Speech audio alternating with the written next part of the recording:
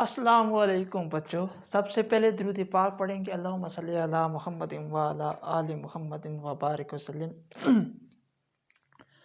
Rabbi इश्रह ली सदरी व यस्सिर ली अमरी वाहलुल उक़दतम मिन लिसानी यफ़क़हू क़ौली।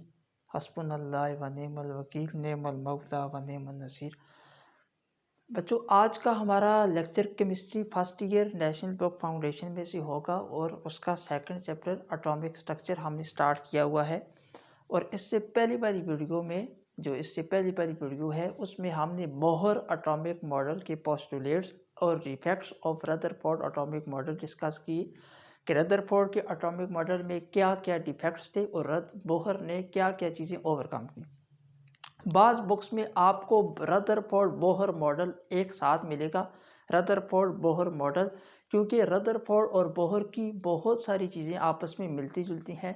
जैसे मिसाल के तौर पर रदरफोर्ड ने भी कहा था कि इलेक्ट्रॉन एटम जो उसका न्यूक्लियस है उसके इर्द गिर्द रिवॉल्व कर रहा है, और बोहर ने भी यही बात की थी। तो कुछ बातें मिलती हैं इनकी आपस में, इसलिए रदरफोर्ड बोहर मॉडल को एक साथ कहा जाता है। और उसके रदरफोर्ड में कुछ डिफेक्ट्स थे, उसको ओवरकम किया आके बोहर ने। तो बोहर के पोस्टुलेट्स इसी पहली वीडियो में हम डिस्कस किए। ठीक। तो बच्चों, आज का जो लेक्चर है उसका नाम है स्पेक्ट्रम। कॉन्टिन्यूस स्पेक्ट्रम क्या होता है, लाइन स्पेक्ट्रम क्या होता है। चूँकि इससे पहली वाली वीडियो में एक बात आई थी, एक लफ्ज़ आया था कॉन्टिन्यूस स्पेक्ट्रम और लाइन स्पेक्ट्रम के बारे में। तो ये जानने की आज कोशिश करेंगे हम कि कॉन्टिन्यूस स्पेक्ट्रम क्या होता है, लाइन स्पेक्ट्रम क्या होता है। और इससे पहली वाली वीडियो में जो रदरफोर्ड ने कहा था कि एटम्स जो है बच्चों, वो आपको कॉन्टिन्यूस स्पेक्ट्रम उनको देना चाहिए था, लेकिन एटम कॉन्टिन्यूस स्पेक्ट्रम नहीं देते बल्कि लाइन स्पेक्ट्रम देते हैं। तो ये बात समझने के लिए आज की ये वीडियो। तो चलिए स्टार्ट करते हैं। मेरा नाम है हमजा नवाज, आप देख रहे हैं चैनल ईमान बैच केमिस्ट्री और स्पेक्ट्रम। बच्चों, स्पेक्ट्रम क्या होता है, ये लाइट आ रही है और ये प्रिज्म में से जब लाइट पास करती है तो सबको पता है कि 7 कलर्स में डिस्ट्रीब्यूट हो जाती है। वो 7 कलर्स कौन से हैं, उनको आप सब ने सुन रहा है कि उनको आप वेवगार कहते हैं। Violet, indigo, blue, green, yellow, orange, red. हर किसी की वेवलेंथ अलग-अलग है, इन सब की वेवलेंथ अलग-अलग है। इसकी अलग है, इसकी वायलेट की अलग है, इंडिगो की अलग है। तो वाइट कलर प्रिज्म में से पास करके 7 डिफरेंट कलर्स में चेंज हो गई। 7 डिफरेंट कलर्स हमको मिले स्क्रीन पर। तो हमने इसको कहा कि बच्चों ये क्या है, स्पेक्ट्रम है। डेफिनेशन लिखते हैं, a visual display of 7 colors when white light passes through the prism।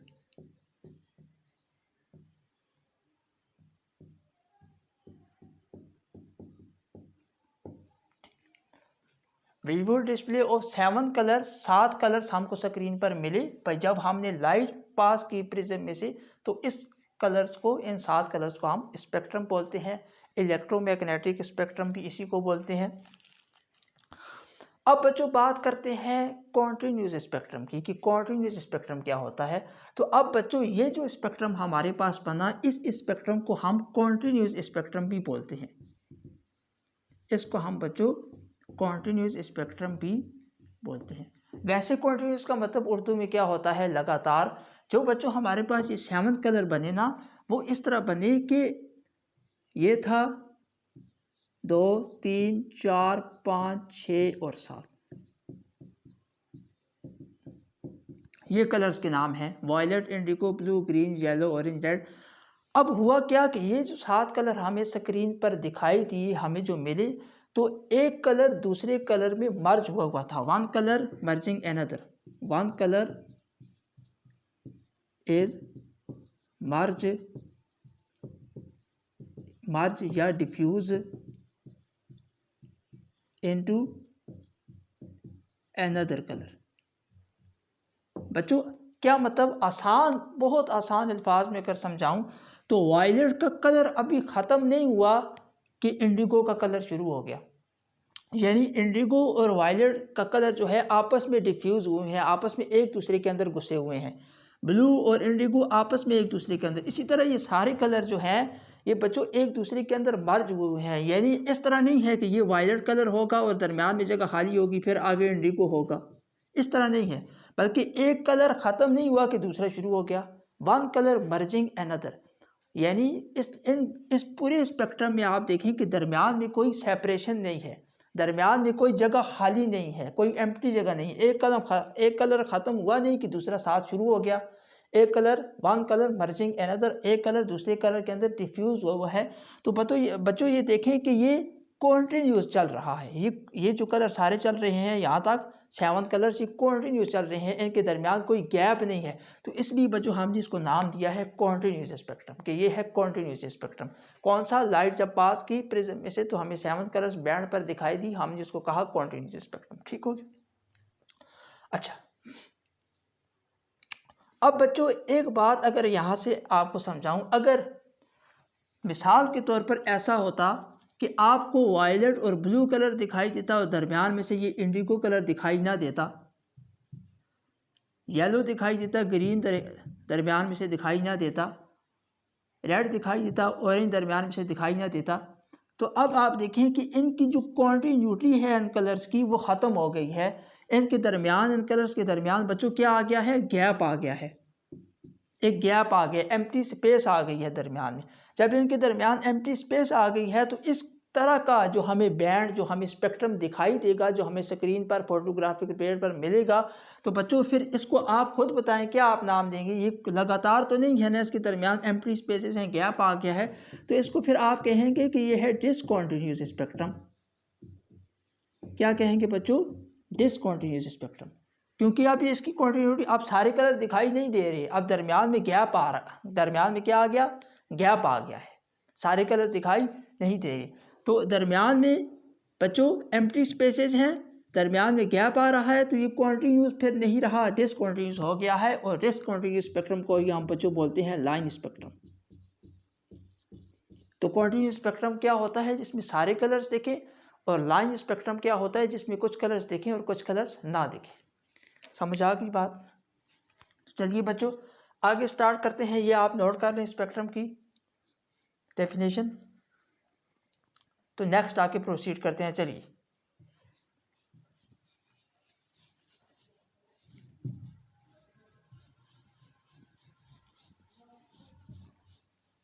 तो कॉन्टिन्यूस स्पेक्ट्रम क्या होता है, जिसमें सारे कलर्स देखें, और लाइन और या डिसकॉन्टिन्यूस स्पेक्ट्रम क्या होता है, जिसमें कुछ कलर दिखाई दें और कुछ कलर एब्सेंट हो, कुछ कलर दिखाई ना दें।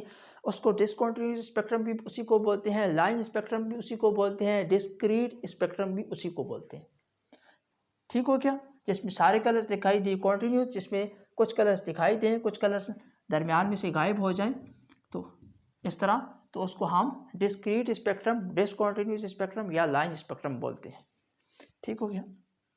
अच्छा, अब बच्चों बात आती है कि लाइन स्पेक्ट्रम, ये तो हमने बताया कि लाइन स्पेक्ट्रम क्या होता है, एटॉमिक स्पेक्ट्रम, लाइन स्पेक्ट्रम क्या होता है। अब हम ये बात करेंगे कि जो ओरिजिन है बच्चों एटॉमिक स्पेक्ट्रम का या लाइन स्पेक्ट्रम का, वो क्या है।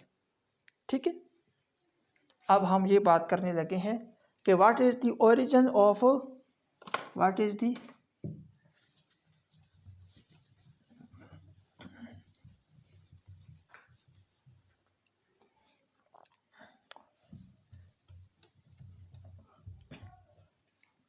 चलें।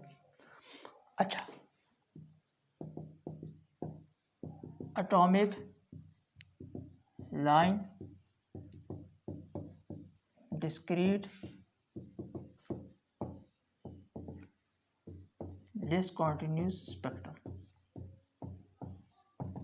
सब की बात हो रही है, ये सारी एक ही चीज़ के नाम है, डिफरेंट।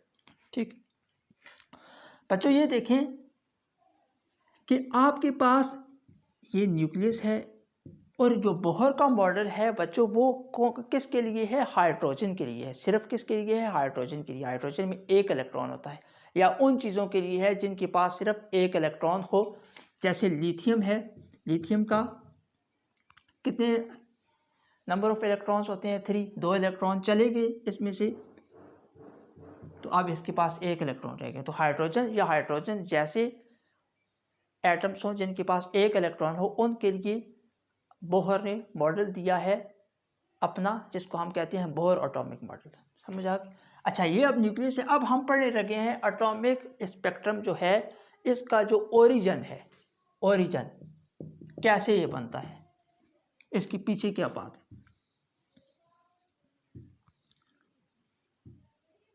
बच्चों ये न्यूक्लियस है एटम का, हाइड्रोजन एटम का न्यूक्लियस है। ये इलेक्ट्रॉन्स, इसके पास इलेक्ट्रॉन है। क्या हुआ कि हाइड्रोजन का जो हाइड्रोजन है उसको हमने इलेक्ट्रिक आर्क में हीट किया। जब इसको हीट मिलेगी, ऐसे जब हीट मिलेगी तो इलेक्ट्रॉन एक्साइट हो जाएगा और ऊपर वाले एनर्जी लेवल में चला जाएगा। अब ऊपर वाले एनर्जी लेवल में गया तो न्यूक्लियस से दूर गया, उसकी हाई एनर्जी है इलेक्ट्रॉन की। इलेक्ट्रॉन यहाँ फिर अनस्टेबल है। जब ये अनस्टेबल है तो हीट एनर्जी मिली तो हाइड्रोजन का इलेक्ट्रॉन एक्साइट हो गया, ठीक है। लेकिन एक्साइटेड स्टेट में भी ये इलेक्ट्रॉन जो है ये बच्चों क्या है? अनस्टेबल है। अनस्टेबल है तो ये इलेक्ट्रॉन दोबारा आएगा नीचे स्टेबिलिटी गेन करने के लिए, स्टेबिलिटी कंटेन करने के लिए। जब ये इलेक्ट्रॉन दोबारा नीचे आएगा तो जितनी हीट एनर्जी इसने एब्जॉर्ब की है ऊपर एक्साइट होने में, जब वो इलेक्ट्रॉन डी एक्साइट होगा तो उतनी ही फॉर्म ऑफ एनर्जी वो क्या कर देगा? In the form of radiations, in the form of radiations वो एनर्जी इमिट कर देगा। इन रेडिएशंस को हम प्रिज्म में से पास कराएंगे। प्रिज्म में से पास करा के हमारे पास स्क्रीन पर या फोटोग्राफिक फिल्म पर एक स्पेक्ट्रम बनेगा, यानी हमें कुछ कलर्स दिखाई देंगे। तो उस स्पेक्ट्रम को हम कहते हैं लाइन स्पेक्ट्रम, या एटॉमिक, ऊपर जो भी लिखा हुआ है एटॉमिक स्पेक्ट्रम भी बोलते हैं, लाइन स्पेक्ट्रम भी बोलते हैं बच्चों, डिस्क्रीट भी इसी को बोलते हैं, डिसकंटिन्यूअस स्पेक्ट्रम भी इसी को बोलते हैं। लेकिन बच्चों के जहन में जो क्वेश्चन होता है वो ये होता है कि एटम्स जो है वो कॉन्टिन्यूस स्पेक्ट्रम क्यों नहीं देते, एटम्स लाइन स्पेक्ट्रम क्यों देते हैं? ये वेरी इंपॉर्टेंट क्वेश्चन है। अल्लाह करे मैं आपको ये समझा सकूं कि एटम्स जो हैं वो लाइन स्पेक्ट्रम क्यों देते हैं, एटम्स कॉन्टिन्यूस स्पेक्ट्रम क्यों नहीं देते, ठीक। अच्छा बच्चों देखें, सबसे पहले यहां मैं लिखने लगा हूं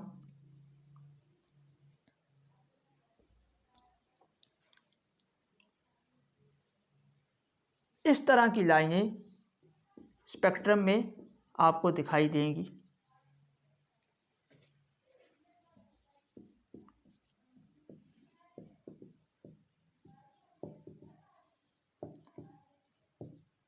स्ट्रॉन्शियम को अगर आप स्टडी करेंगे तो वो रेड लाइंस देगी।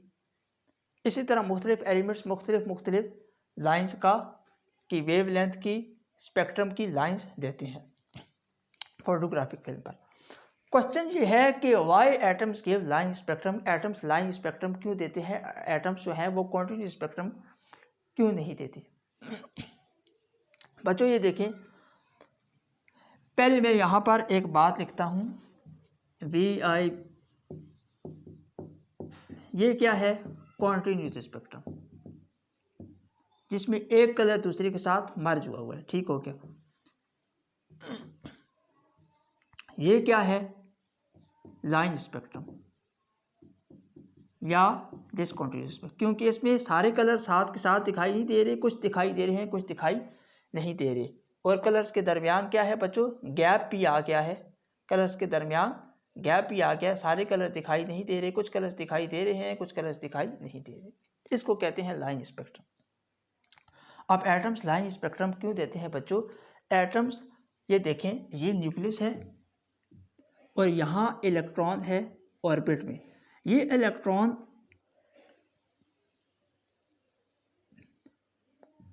ये ऑर्बिट्स हैं। बच्चों आप मुझे ये बताएं कि ये फर्स्ट ऑर्बिट है, फर्स्ट है, ये सेकंड है। तो फर्स्ट और सेकंड ऑर्बिट के दरमियान ये जो आपको वाइट बोर्ड की ये जगह दिखाई दे रही है, क्या फर्स्ट और सेकंड ऑर्बिट के दरमियान जगह खाली है? तो आप कहेंगे खाली है, ये जगह दरमियान में खाली है। ठीक है, आपने एक पोस्टुलेट पढ़ा था बोहर थ्योरी में कि क्या इलेक्ट्रॉन हर किसी ऑर्बिट में रिवॉल्व करेगा? तो इसका जवाब है नहीं। इलेक्ट्रॉन कुछ खास किस्म की एनर्जी ऑर्बिट्स में रिवॉल्व करता है, और वो खास किस्म क्या है वो बोहर ने बताया था कि जिसमें एंगुलर मोमेंटम हो NH डिवाइड बाई 2 पाई के बराबर। n क्या है? इंटीजर, 1 2 3। ठीक हो गया। तो इलेक्ट्रॉन जो है वो न्यूक्लियस के गिर्द ऑर्बिट्स में रिवॉल्व करेगा, लेकिन हर किसी ऑर्बिट में नहीं, कुछ खास ऑर्बिट्स में। और वो खास ऑर्बिट उसने बताए क्या था? h divide by 2 pi. h क्या है? कांस्टेंट है। h divide by 2 pi, n integer है 1 2 3। मतलब कि ये पहला जो है h डिवाइड बाई 2 पाई, अगर n की वैल्यू आप 1 पुट करें तो पहले की वैल्यू बनती है h डिवाइड बाई 2 पाई। ठीक है, दूसरी n जब सेकंड ऑर्बिट होगा और इंटीजर सेकंड पुट करेंगे तो 2h डिवाइड बाई 2 पाई, इस तरह 3h डिवाइड बाई 3 पाई। क्या मैं आपसे पूछूं कि इलेक्ट्रॉन 2.5h डिवाइड बाई 2 पाई इस ऑर्बिट में क्या इलेक्ट्रॉन रिवॉल्व कर सकता है? तो इसका आंसर है नहीं। 2.4h डिवाइड बाई 2 पाई में इलेक्ट्रॉन रिवॉल्व कर सकता है? इसका आंसर है नो। ठीक है, 2.7 में इलेक्ट्रॉन मूव कर सकता है? इसका आंसर है नो। तो इलेक्ट्रॉन कुछ खास ऑर्बिट्स में ही मूव करेगा, कुछ खास ऑर्बिट्स में ही इलेक्ट्रॉन मूव करेगा। हर किसी ऑर्बिट में इलेक्ट्रॉन बच्चों मूव नहीं कर सकता है। NH डिवाइड बाई 2 पाई ये बोहर ने पोस्टुलेट दिया था, n is equal to 1 2 3।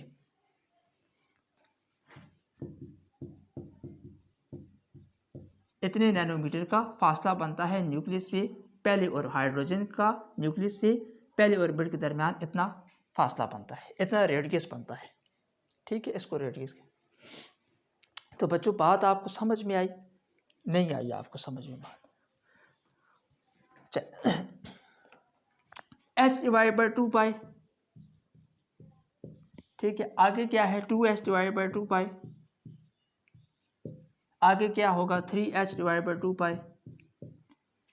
Value of integers put करेंगे। ठीक हो गया। अब देखिए यहाँ 2h डिवाइड बाई 2 पाई है ना, 2.1h divide by 2 pi, 2.2h divide by 2 pi, 2.3h divide by 2 पाई, आगे 2.4h डिवाइड बाई 2 पाई, यहाँ तक कि 2.9h डिवाइड बाई 2 पाई तक आप चले जाएं। ये सारे जो बच्चों ये सारे ऑर्बिट्स, इनमें इलेक्ट्रॉन क्या रिवॉल्व करेगा? तो इसका आंसर है नो, नहीं करेगा। क्यों नहीं करेगा? क्योंकि बोहर ने पोस्टुलेट दिया था कि MVR angular momentum of electron is equal to the NH divide by 2 pi. उसने एक लिमिट लगा दी कि इलेक्ट्रॉन कुछ खास एनर्जी ऑर्बिट्स में ही मूव करेंगे। इलेक्ट्रॉन्स हर किस्म के ऑर्बिट्स में इलेक्ट्रॉन मूव नहीं कर सकते। NH डिवाइड बाई 2 पाई की उसने कंडीशन लगाई कि n क्या है? इंटीजर्स है। n क्या होना चाहिए बच्चों? इंटीजर होना चाहिए। तो इनमें इलेक्ट्रॉन मूव नहीं कर सकते। तो ये ऑर्बिट्स कहाँ? ये ऑर्बिट्स क्या है? यहाँ इलेक्ट्रॉन हो ही नहीं सकते। जब इलेक्ट्रॉन्स नहीं मूव कर सकते यहाँ पर, तो ये ऑर्बिट्स क्या है? इधर दरमियान में गायब हैं। तो आपकी बुक में लिखा होगा कि electrons not present between them, कि इन ऑर्बिट्स के दरमियान में इलेक्ट्रॉन प्रेजेंट नहीं हो सकते, क्योंकि ऑर्बिट्स ही नहीं है। इलेक्ट्रॉन ने ऑर्बिट में रहना है, इनके दरमियान इलेक्ट्रॉन मौजूद नहीं हो सकते। तो ये वाले ऑर्बिट्स क्या हैं बोलेंगे आप? अब बात आ रही है नुक्ते पर। ये वाले ऑर्बिट्स क्या हैं बच्चों? दरमियान में से बोलेंगे 2, यहाँ 2 से लेकर 3 तक, ये दरमियान वाले, इसके दरमियान जो आते हैं ये क्या है बच्चों? गायब हैं। ये दरमियान में जब गायब हैं बच्चों, तो इसलिए ये सारे कलर्स में से कुछ कलर गायब हैं।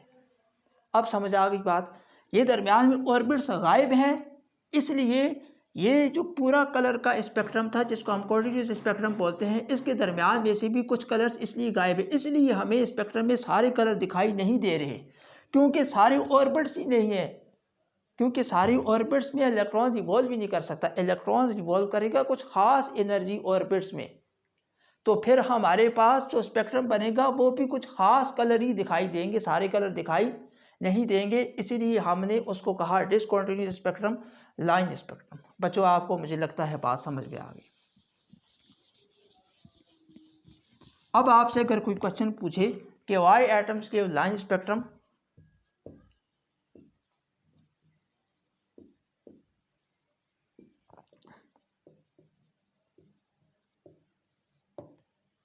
तो इसका आंसर क्या है? According to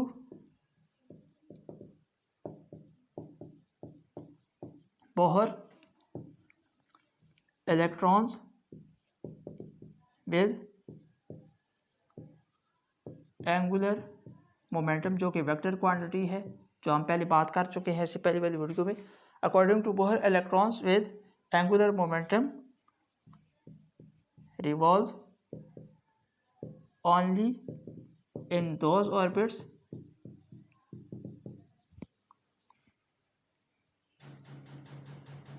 according to Bohr, electrons with angular momentum revolve only in those orbits which is equal to integral multiple of NH divided by 2 pi। n क्या है? इंटीजर है, यानी ये मैथ में इसकी लिखूँ तो MVR is equal to NH divide by 2 pi. n क्या है? 1 2 3 नंबर ऑफ इंटीजर्स। समझ आ गई? तो ये इसका आंसर है, क्योंकि एटम्स के इर्द गिर्द कुछ खास किस्म के ऑर्बिट्स प्रेजेंट हैं, हर किस्म के ऑर्बिट्स प्रेजेंट नहीं है। इलेक्ट्रॉन किसी खास किस्म की ऑर्बिट में ही रिवॉल्व करेगा, तो हमारे पास जो स्पेक्ट्रम बनेगा वो भी खास किस्म का स्पेक्ट्रम बनेगा। इसमें से दरमियान में से ऑर्बिट गायब हैं, दरमियान में से ऑर्बिट्स गायब हैं, तो इसीलिए हमें वेवगार में दरमियान में से कलर गायब हो जाते हैं, हमें कलर दिखाई नहीं देते। और कलर जब दरमियान में से गायब हो जाएं तो उसी को ही हम बोलते हैं डिसकंटिन्यूअस स्पेक्ट्रम, लाइन स्पेक्ट्रम। समझ आ गई? Atomic spectrum. ठीक हो गया? ये इलेक्ट्रॉन इर्द गिर्द रिवॉल्व कर रहा है न्यूक्लियस में से।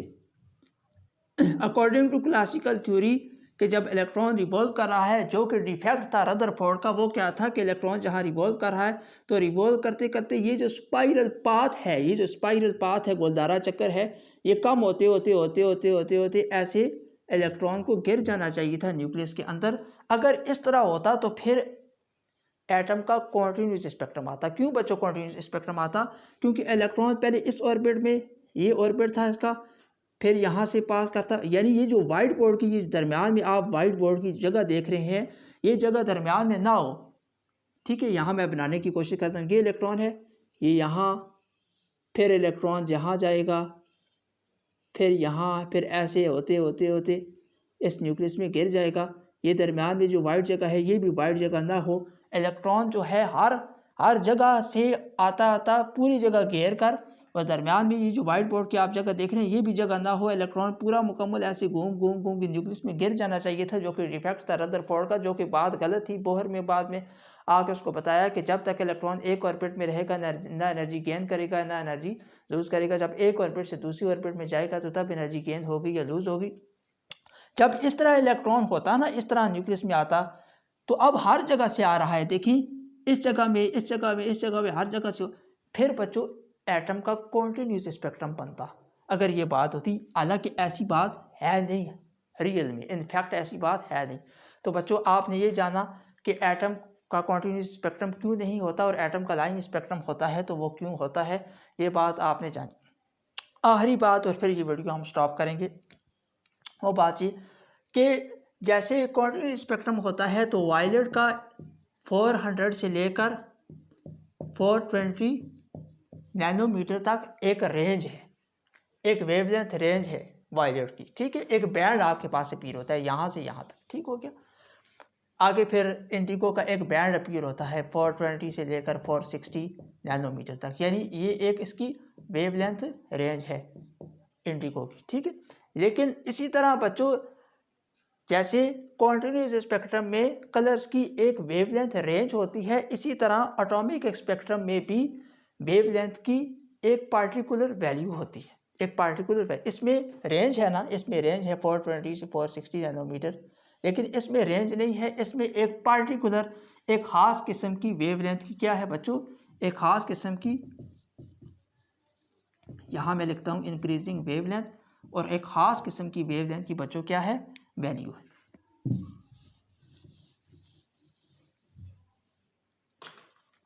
ठीक है। इलेक्ट्रॉन, ये ऑर्बिट्स हैं, इलेक्ट्रॉन यहाँ से यहाँ गया, लेकिन जब इलेक्ट्रॉन यहाँ से दोबारा वापस आया तो वेवलेंथ जो होगी वो और आएगी। यहाँ से इलेक्ट्रॉन इस शेल में गया, यहाँ से इलेक्ट्रॉन जब दोबारा एक्साइट होकर पहले शेल में आएगा तो उसकी जो वेवलेंथ की वैल्यू होगी वो और होगी। ठीक है, तो वेवलेंथ की वैल्यू जो है वो डिफरेंट होगी। जैसे इस केस में वायलेट की अलग वेवलेंथ रेंज है, ब्लू की अलग है, येलो की अलग है, तो इसी तरह इलेक्ट्रॉन के जो शेल्स हैं, इलेक्ट्रॉन पहले शेल से डी एक्साइड किया तो वेवलेंथ जो रेडिएशन इमिट होगी बच्चों, ये देखें हीट किया एटम को, एटम एक्साइट हुआ, जब डी एक्साइट हुआ तो वो हीट जो है in the form of radiation emit करेगा, तो उसकी क्या होगी, उस रेडिएशन की खास वेवलेंथ होगी। तो वो वेवलेंथ मैं कह रहा हूँ डिफरेंट होगी। यहाँ पहले शेल से आया तो डिफरेंट, दूसरे से आया तो वेवलेंथ डिफरेंट होगी। ठीक हो गया। अच्छा बच्चों, अब आखिरी बात जो मेरे जहन में रह गई है वो भी यहाँ कर दूँ तो बात ये टॉपिक ख़त्म ही हो जाए स्पेक्ट्रम वाला, तो फिर हम उसको आगे स्टार्ट करें। ये बात देखिए, आपने इलेक्ट्रिक आर्क से हीट किया हाइड्रोजन एटम्स को, जब वो ऊपर पहले शेल पर गया या दूसरे पर गया तो जब डी एक्साइट हुआ तो energy in the form of radiation emit हुई। तो बच्चों इस किस्म के जो स्पेक्ट्रम है इसको आप लाइन इमिशन स्पेक्ट्रम भी बोलते हैं, लाइन इमिशन स्पेक्ट्रम भी बोलते हैं, क्योंकि स्पेक्ट्रम आपके पास स्पेक्ट्रम में क्या बन रहा है, जो यहाँ से रेडिएशंस इमिट हो रही हैं, जब इलेक्ट्रॉन री एक्साइट होता है रेडिएशंस इमिट होती हैं, तो आपके पास स्पेक्ट्रम बन रहा है असल में किसका, वो जो रेडिएशंस इमिट हो रही हैं, तो इस वजह से इमिशन का लफ्ज़ आ गया, लाइन इमिशन स्पेक्ट्रम। ठीक हो गया। अच्छा, एक दूसरा भी स्पेक्ट्रम होता है जिसको हम बच्चों बोलते हैं लाइन एब्जॉर्प्शन स्पेक्ट्रम। वो क्या होता है लाइन एब्जॉर्प्शन स्पेक्ट्रम? बच्चों लाइन एब्जॉर्प्शन स्पेक्ट्रम वो होता है कि आपने हीट किया इलेक्ट्रिक आर्क से, तो एटम्स हीट क्या हो गई बच्चों, अंदर एब्जॉर्ब हो गई, फोटॉन्स ऑफ हीट, लाइट या हीट अंदर क्या हो गई, एब्जॉर्ब हो गई। जब एब्जॉर्ब हो गई बच्चों, तो वो जो एब्जॉर्ब हुए हैं फोटॉन्स, देखें इलेक्ट्रॉन कुछ एनर्जी गेन करके, energy in the form of light, in the form of heat भी हो सकती है, वो एनर्जी गेन करके इलेक्ट्रॉन हुए हैं एक्साइट, तो वो एनर्जी किधर गई, अंदर एब्जॉर्ब हो गई। तो आपके पास जो स्पेक्ट्रम बनता है वो बनता है एब्जॉर्ब फोटोन का, एब्जॉर्ब फोटॉन्स का, या एब्जॉर्ब एनर्जी का, या एब्जॉर्ब लाइट, एब्जॉर्ब हीट का, जो भी आप बोलें, तो उसका आपके पास स्पेक्ट्रम बनता है। उसका स्पेक्ट्रम कैसे बनता है बच्चों, ये आपके पास ब्राइट बैंड होता है, और जो जितने जितने फोटॉन्स आपके पास एब्जॉर्ब हुए हैं अंदर एटम ने, जितने एटम ने फोटॉन, जितनी एनर्जी, जितनी हीट एब्जॉर्ब की है, उन वो जो एब्जॉर्ब फोटॉन्स होते हैं उनके आपके पास स्पेक्ट्रम पर ऐसे, ये ब्राइट स्क्रीन है तो आपके पास डार्क बैंड्स बन जाते हैं, डार्क बैंड्स बन जाते हैं। ठीक है, तो ये दो किस्म के स्पेक्ट्रम होते हैं। आप इन सब चीज़ों को नोट करेंगे बच्चों। मैं देखूं कि वीडियो आपको दिखाई दे रहा है सबको, यानी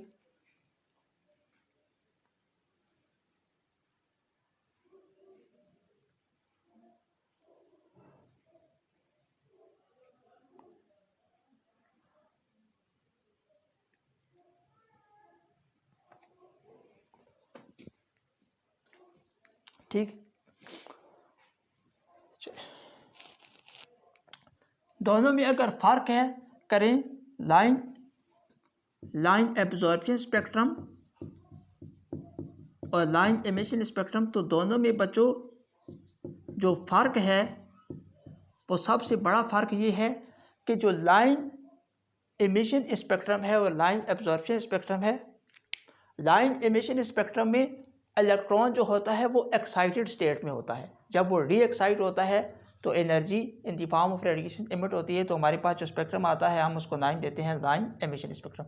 ई से एमिशन याद रखें और ई से आप एक्साइटेड स्टेट याद रखें। लेकिन जो लाइन एब्जॉर्प्शन स्पेक्ट्रम होता है वो आपके पास, उसमें जो इलेक्ट्रॉन्स होते हैं वो अनएक्साइटेड स्टेट में होते हैं, वो अनएक्साइटेड स्टेट में होते हैं। समझ आ गई? तो बच्चों ये इसमें फ़र्क था। तो पढ़ाई करते रहें, अल्लाह ताला आपको अच्छा रखे और दुरूद शरीफ का विल ज़्यादा रखें, नमाज की पाबंदी करते रहें। आमीन।